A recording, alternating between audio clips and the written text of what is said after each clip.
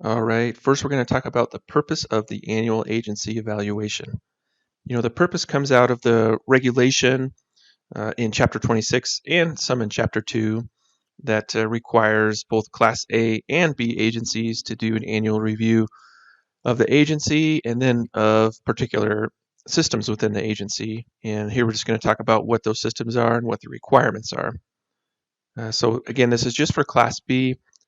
Class A has some additional requirements like a professional advisory committee review and some other things that is outside of this course. So this course is directed directly at Class B non-medical home care agencies and what their requirements are to review on an annual basis.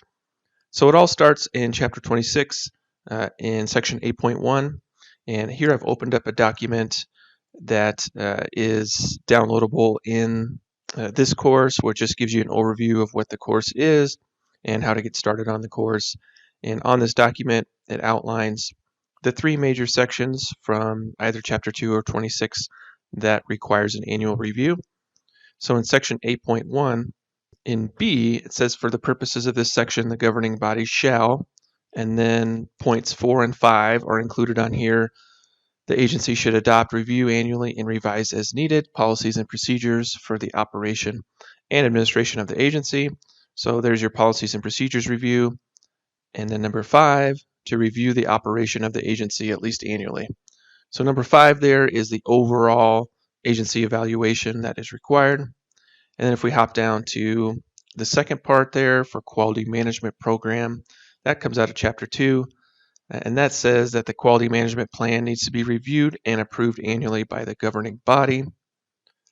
And the last section on there is the emergency preparedness plan back in Chapter 26. Section 6.12C is that the EPP shall be reviewed after any incident response and on an annual basis. So these three major sections incorporate all of the review requirements for a Class B agency, and that's what we've done here for this course. And the master review template is to knock out all of those reviews that are required, do it at one time in one sitting, so you can satisfy all those requirements.